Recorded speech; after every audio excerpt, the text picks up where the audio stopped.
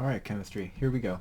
Um, we are picking up with thermochemistry notes. We just talked about the beginning of thermochemistry, talking about endothermic, exothermic. We did some practice with Q and how to solve for that. Y'all took a quiz. Overall, the quiz was fine. I was originally a little concerned about the grades because they seemed low, but then I realized most of the questions on that quiz that you took were short answer questions. So I had to go in and like check off and verify the answers anyway.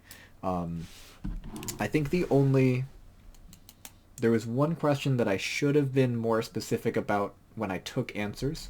I took more answers than I normally would have just because we rushed it a little bit before the break. The question had to do with the heat pack, the hand warmers basically, and whether it's exothermic or endothermic, and the explanation. Uh, Most people still got it right, but there were a handful of people who didn't give an explanation. Now, I still gave you the points if you identified that hand warmer is an exothermic reaction, but try to remember to use heat transfer if you're asked why, right? So it's exothermic because the heat pack, the hand warmer, releases heat into the air, and that's why it feels warm. It's giving energy away, so it's exothermic. Anyway, let's get into, again, page 54, right? This is page 54. You should see there are two headings. The first one here is enthalpy, and the second one is potential energy diagrams. I'll spend a little more time down here on potential energy diagrams, but we'll get down to it. Enthalpy is going to be a little bit of review because it's a fancier word for heat. The heat content or the energy content of a chemical system is enthalpy. It's represented by a capital H. The enthalpy change is how much heat is absorbed or released when you do a chemical reaction. It's represented by delta H. Hopefully you remember that delta anything, we said it was final minus initial. And that's why it's the products, which is our end, minus the reactants, which is what we begin with. Table I has it for several reactions, and I didn't prepare this, but I'm pretty sure... Chemistry reference tables? There they are. I'm just going to bring up very quickly... Ooh, there it is. Good. Table I. And I'll... Hello? This is my favorite part of working, is when my technology doesn't do exactly what I need it to do. It's okay. It's fine. We're gonna do it again. Oh, come on. What do you...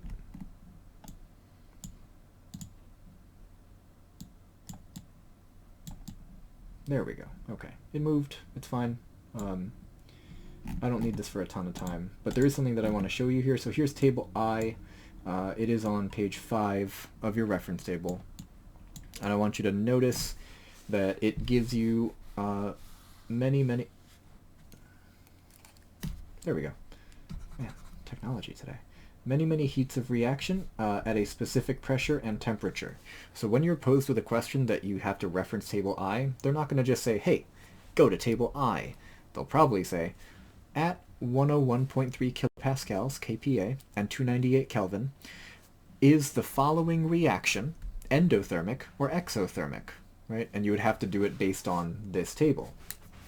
The table gives you all kinds of reactions, and it gives you delta H values in kilojoules, which is just a lot of energy. But a lot of the numbers are negative, some of them are positive, but they don't really mean anything to you yet. There is an asterisk here on delta H, and that asterisk tells you to go down to here. These delta H values are based on the quantities in the equation, but more importantly, a minus sign indicates an exothermic reaction, right? So this reaction, for example, because it has a negative sign, is exothermic, and this reaction, because it has a positive sign, would be endothermic, right? So again, common questions to ask would be something like, I'll do this. I'll zoom out just the tiniest bit. At 101.3 kilopascals and 298 Kelvin, is the following equation exothermic or endothermic?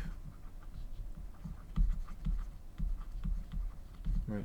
So they might write out that equation right there. So again, this is not, they didn't say use table I, but heat of reaction is not something that I expect you to know for every single reaction, because it's just ridiculous. But you have the table, look for the reaction on the table, and find the delta H value, see if it's positive or negative. Negative would be exo, positive is endo. If I look N2 and 2O2 to make NO2, so that's this equation here. It has a positive sign. That means that this is an endothermic reaction, right? So it's just something that you might use, or something that you might have to know how to do, all right? Now, if I'm looking at an actual chemical reaction and I have the delta H value, delta H is also called not just the change in enthalpy, but again, enthalpy is heat, the change in a reaction, right? So the heat of reaction is how much heat was absorbed or released. This next bullet point emphasizes what we talked about before. In an endothermic reaction, the enthalpy of the products, which is the end, is larger than that of the reactants, which is the beginning. So at the end, we have more energy than we started with. That's endothermic. Delta H is positive. What we're going to do for the second half of this is just flip all the words. So in an endothermic reaction, the enthalpy of the reactants is larger than the products, and delta H is negative. All right? And again, that is a repetition of what we did before the break. Really want to remind you of that. Exothermic, releasing heat. Endothermic, gaining heat. Exothermic, negative sign. Endothermic, positive sign. All right. Table I lists the heat of reaction for several reactions. And this is just asking you to write out what is at the bottom of the table there. For an exothermic reaction, delta H will be negative. Right. Now, potential energy diagrams are where I'm gonna talk about some things here. It's gonna be a little difficult to talk about this and look at the diagram. So what I'm actually gonna do, I'm gonna zoom out a little bit so that you can see, and so that I can reference both the notes here and this diagram here. All right. So the potential energy diagram, right, which is that was odd. Potential energy diagram, which looks like this, more or less, is used to illustrate the progress of a chemical reaction. So this would be like reactants turn into products, right? This is how we would write the chemical equation. This is a picture representation of the actual reaction. This space, right, would be the amount of energy that the reactants have, right? Because we're starting with the reactants. That's what we start with. So at the beginning, we are at our reactants. So we're starting here. They have a certain amount of energy, right? So at the beginning of a reaction, the reactants have a certain amount of energy. They start hitting each other, and you have to add energy to most reactions. And when you add energy to the reactions, something happens. The specific thing that happens when you add energy is that you start to break bonds. So the reactants are things, they're molecules that are usually put together, and you have to break them apart first before you can recombine them possibly with something else to make something new. So before we even start our reaction, or in order to start our reaction, we need to add energy. That is referred to as the activation energy. So that's this section here. I'll use a different color. Sure, that's fine. That arrow is going to be too big. How about that big? So that's this energy right here. So the activation energy is, which is this blank. Activation energy is the minimum amount of energy. It's the least amount of energy that I need to start this reaction going. For the Bunsen burner, it's not enough to just combine methane gas and oxygen and just have them swish together and boom, fire, right? That's not how it works. They have to come together. They have to like mix. But in order to start the chemical reaction, I need to add energy in the form of that spark, right? So when I spark the flint and steel, that begins the reaction. Once it starts, that reaction keeps going on its own. All right?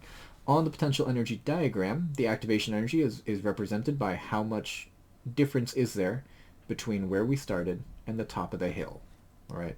And there are a couple of little arrows here that represent that. We'll come back to that in the near future. Right? When the reactants actually absorb the energy, when we talked about chemical reactions before, we only talked about we have reactants and then we have products, and that's it. That's all there is to it. It's not entirely true. After we've broken down the reactants, so after we add the energy, but before they form into the products, we have something called an activated complex. Right? And the activated complex is an intermediate.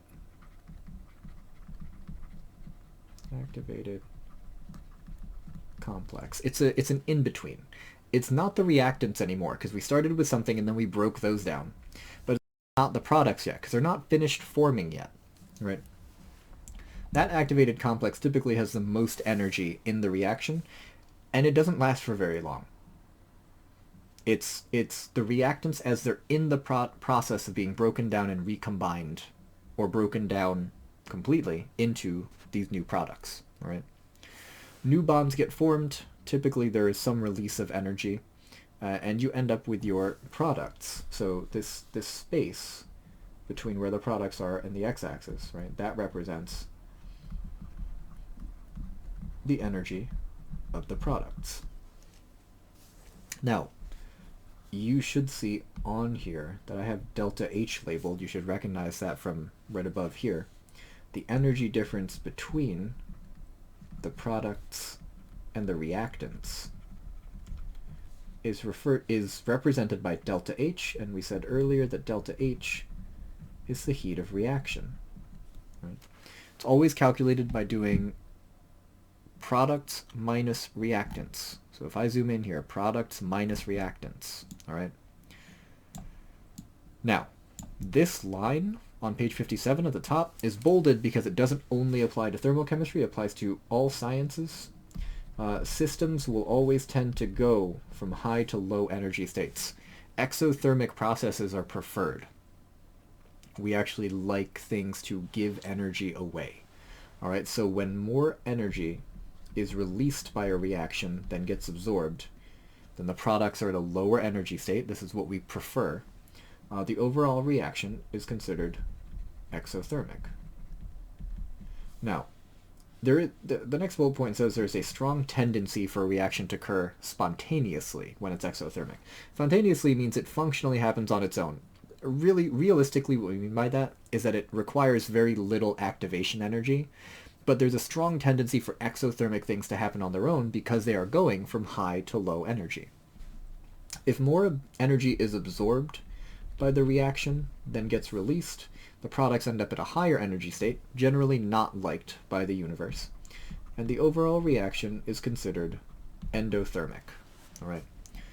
Now, this drawing that I drew all over is an exothermic reaction because the reactants start with a certain amount of energy, you add it to get the activated complex, and then they lose a lot of energy. The products are way below, right? This is an exothermic picture. The general shape for an endothermic picture is that you end higher. Right? You still have to add a bunch of energy to start the reaction, but you end with more energy. Right? That would be an endothermic shape. What I'd like to do is look at some of this. I'm going to talk about this for a moment, and then I'm going to give you the questions that I want you to do on page 56, which is this way. All right. Now, the thing to keep in mind, each of these lines represents 4 kilojoules. So this is energy in kilojoules, and each little line segment represents 4. Because each line segment represents 4, this is 52 kilojoules. Oh, not kilograms. I'm very used to writing kilograms from physics. This is probably closest to 16 kilojoules. And this is 80 kilojoules. And the reason I'm bringing that up is because I'm going to have to do some math here. You should notice that some of these say forwards reaction. Lovely. There we go. Some of these say forwards reaction, and some of them say reverse reaction. I'm going to do all the forwards one first because it reads from left to right like we normally would. Activation energy is the energy from where we start to the top of the hill. All right, so in this case, 80 minus 52 is 28. Hello? It's 28 kilojoules. I'm going to do again. The forward reaction, enthalpy change, is from where we start to where we end. There's always final minus initial, so 16 minus 52 is negative 36. The forward reaction again, because it's a negative number, I know it's exothermic. Alternatively, because it goes from high to low, it's exothermic. The reverse reaction, totally not working. That's awesome. There we go. So for the reverse reaction, every time we see reverse reaction, that means that we should read it from right to left. So I'm starting at 16, I have to get all the way up to 80, then I end down to 52. Well, the reverse should be endothermic. Right. The big deal is just remembering that you have to read from right to left if you do that. I will do the math here, right? The activation energy is from where we start all the way to the top of the hill. So it's 80 minus 16, which is 64 kilojoules. Products minus reactants in this case is 52 minus 16, which is 36 kilojoules. The number is the same, the sign is different. It should be the same amount of energy absorbed and released, it just depends on which way we're going. All right? Now, I'm not going to worry about G. The term species in chemistry is antiquated, and we haven't seen a question like that. If I come back and review, I will probably discuss what that is, but right now it's not something I need to kind of clutter your head with. I know I've been talking a lot here. What I'd like you to do tonight, well, before F Day, I guess. Let me clarify. Before F Day. On page 56, I'd like you to do 1 through 8 and 1 through 6. So these questions here and these questions here. All right? Give those a shot. I am confident that you can do it. It really involves taking these diagrams and breaking down, do you recognize where the reactants are? Do you recognize where the products are?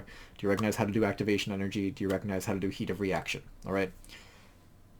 Run the potential energy diagrams questions 1 through 8 at the top, 1 through 6 at the bottom. Submit those to the assignment, and we'll check in with those first thing on F Day. All right. Until then, I'll see you. Take care, kids.